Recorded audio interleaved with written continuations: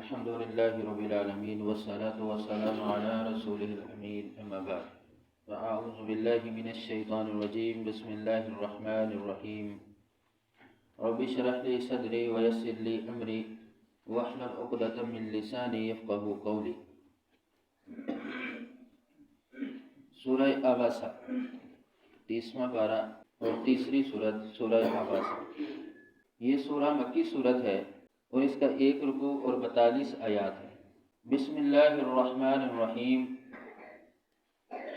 عبس وتولی. عبس اس نے تیوری چڑھائی، وتولی اور منہ پھیر لیا. ان یہ کہ جاءہ آیا اس کے پاس اعمیٰ ایک نبینہ. ان جاءہ الاعمیٰ کہ آیا اس کے پاس ایک نبینہ. یہ سورہ عباسہ، اس سورت کا سبب نزول کچھ یوں ہے. سید عائشہ رضی اللہ تعالی عنہ بیان کرتی ہیں، صحیح مسلم کی حدیث ہے کہ ایک صحابی حضرت عبداللہ بن ام مکتوم رضی اللہ تعالی عنہ وہ آپ صلی اللہ علیہ وسلم کے پاس آئے تو اس وقت آپ صلی اللہ علیہ وسلم کے پاس قریش کے بڑے بڑے سردار بیٹھے ہوئے تھے. کچھ کے احادیث میں نام آتے ہیں ابی بن خلف، ابو جہل، عتبہ جیسے جو بڑے سردار تھے وہ آپ صلی اللہ علیہ وسلم کے پاس بیٹھے ہوئے تھے. تو آپ صلی اللہ علیہ وسلم نے اس صحابی رسول کے آنے پر اپنی تیوری چڑھائی، یعنی توجہ نہ دی تو شروع ہو گئے. تو اس معاملے پر اللہ تبارک و تعالیٰ نے پھر یہ سورہ نازل کر دی.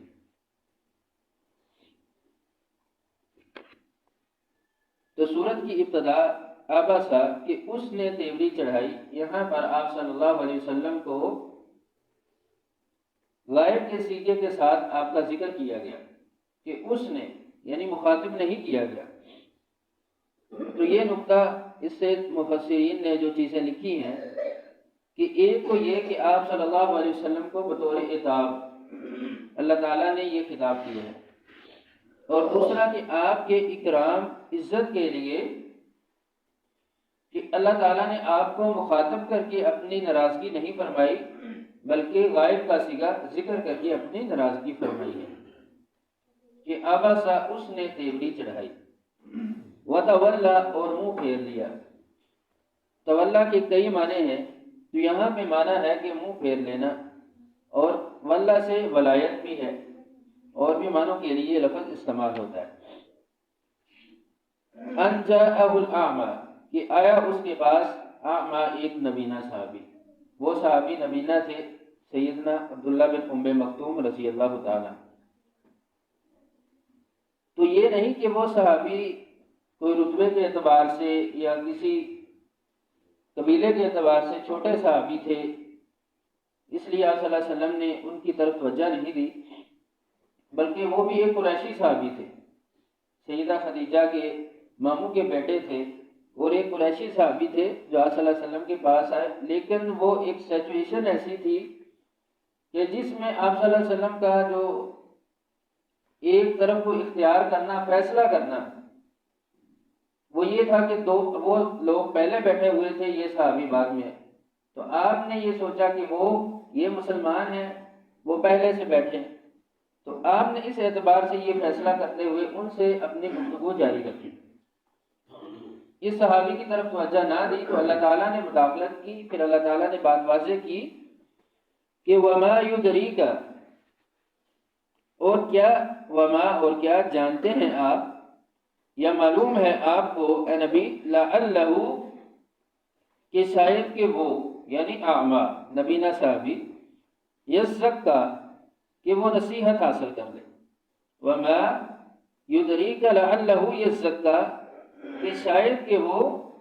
نصیحت حاصل کر لے، آپ کو معلوم ہے. او یذکر، یا یذکر وہ نصیحت حاصل کرے، فتنفعہ تو فائدہ دے اس کو، یعنی اس صحابی کو، ذکر نصیحت، او یذکر فتنفعہ الذکر، کہ وہ نصیحت حاصل کرے اور یہ نصیحت اس کو فائدہ دے۔ یعنی جو آنے والا ہے وہ تو نصیحت حاصل کرنے کی طلب سے آ رہا ہے، وہ طالب ہے، وہ کچھ سیکھنا چاہتا ہے، تو جو پہلے آپ کے سامنے بیٹھے ہیں وہ نہیں چاہتے، تو اللہ تعالیٰ نے اس بات کو واضح کیا کہ جو آنے والا ہے یا جو طلب رکھتا ہے اس کی طرف توجہ دینے کی زیادہ ضرورت ہے، کثرت کی یا اکثریت کی ضرورت نہیں، بلکہ طالب ہو ایک ہی ہو تو وہی سب پہ باری ہو سکتا ہے، کافی ہے۔ تو جو سیکھنا چاہتا ہے اس کی طرف توجہ دو، وہ نصیحت حاصل کرے تو وہ نصیحت اس کو فائدہ دے۔ اما رہا وہ من استغنا، من جو استغنا مستغنی ہوا یا بے پرواہ ہوا، اما من استغنا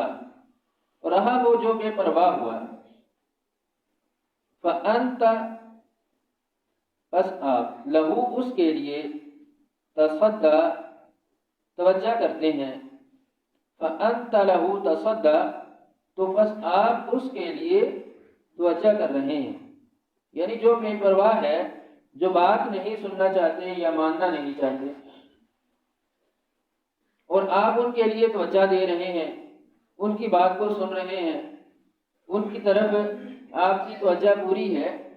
تو فرمایا گیا کہ وہ تو بے پرواہ ہیں، یعنی وہ آپ کی بات کو اس غرض سے نہیں سن رہے کہ وہ آپ کی بات کو مانیں گے، نصیحت حاصل کریں گے، نصیحت پکڑیں گے، بلکہ آپ نے اس طرف توجہ دی ہوئی ہے۔ وما علیک اور نہیں ہے آپ پر، اللہ یہ کہ یزکا وہ نصیحت حاصل کرے، وما علیک اللہ یزکا اور نہیں ہے آپ پر یہ کہ وہ نصیحت حاصل کرے، یعنی آپ کی یہ ذمہ داری نہیں ہے کہ اس کو نصیحت حاصل کروانا یا اس کو یہ بات سمجھانا کہ وہ اس پہ عمل کر لے، بلکہ آپ کی ذمہ داری ہے کہ بات کو پہنچا دینا، بلغ ان تک پہنچ جائے، اب کوئی نصیحت کو حاصل کرے یا نہ کرے، یہ اس کی اپنی ذمہ داری ہے، یہ اس کی اپنے آپ پر ہے کہ وہ نصیحت حاصل کرتا ہے یا نہیں کرتا، آپ کی ذمہ داری نہیں ہے۔ وہ اما اور رہا من جو جاءکا آیا آپ کے پاس، اے نبی جو آیا آپ کے پاس، یسعا دوڑتا ہوا، وَأَمَّا مَنْ جَاءَكَ يَسْعَى اور رہا وہ جو آیا آپ کے پاس دوڑتا ہوا، یعنی وہ صحابی جو دوڑتا ہوا، یعنی دین کی طلب کے لیے، نصیحت حاصل کرنے کے لیے،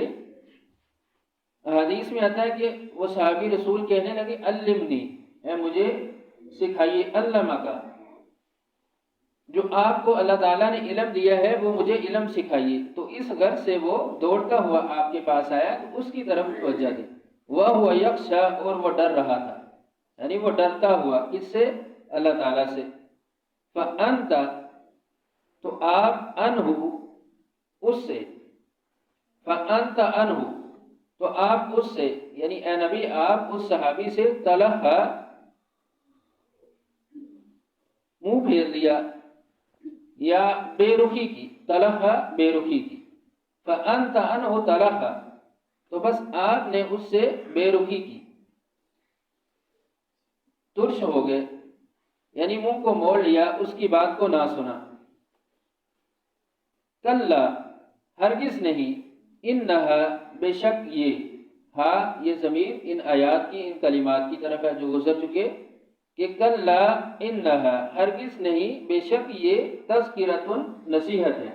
یعنی جو گزر چکا یہ نصیحت ہے۔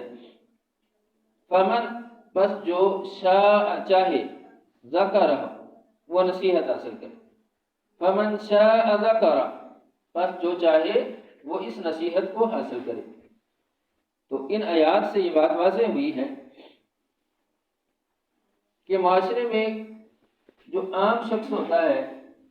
اس کو اتنی زیادہ امپورٹنس نہیں دی جاتی، اس کو اتنی زیادہ اہمیت نہیں دی جاتی، چاہے کہ وہ لوگ جو مال و متاع والے ہیں یا معاشرے میں ایک مقام و مرتبہ، ایک سٹیٹس رکھنے والے ہیں، ان کی طرف وجہ زیادہ ہوتی ہے۔